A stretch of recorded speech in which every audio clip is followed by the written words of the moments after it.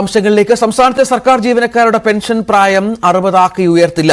ഇന്ന് ചേർന്ന മന്ത്രിസഭാ യോഗത്തിലാണ് തീരുമാനം. 4ാം ഭരണപരിഷ്കാര കമ്മീഷന്റെ ശുപാർശകൾ പരിശോധിക്കാൻ നിയോഗിച്ച ചീഫ് സെക്രട്ടറി അധ്യക്ഷയായ സമിതിയുടെ ശുപാർശകൾ ഭേദഗതികളോടെ മന്ത്രിസഭാ യോഗം അംഗീകരിച്ചു.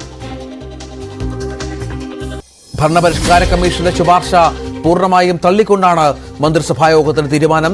ഭരണപരിഷ്കാര കമ്മീഷൻ 60 വയസ്സാക്കണം പെൻഷൻ പ്രായം എന്ന നിർദ്ദേശം മുന്നോട്ട് വച്ചിരുന്നു. പക്ഷേ അത് തള്ളിക്കൊണ്ട് ഇപ്പോൾ വളരെ പ്രധാനപ്പെട്ട ഒരു തീരുമാനം ഇപ്പോൾ എടുത്തിരിക്കുകയാണ്.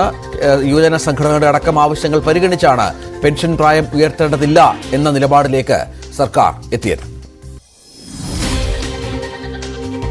മറ്റൊരു വാർത്തയിലേക്ക്. ഹിന്ദു നേതാവും ഇസ്കോൺ സന്യാസിയുമായ ചിന്മോയ് കൃഷ്ണദാസ് ബ്രഹ്മചാരിയുടെ അറസ്റ്റുമായി ബന്ധപ്പെട്ട് ബംഗ്ലാദേശിൽ സംഘർഷം രൂക്ഷം. ഇസ്കോൺ നിരോധിക്കണമെന്ന് ബംഗ്ലാദേശ് സർക്കാർ കോടതിയിൽ ആവശ്യപ്പെട്ടു. ഇസ്കോൺ മതമൗലികവാദ സംഘടനയാണെന്ന നിലപാടിലാണ് സർക്കാർ.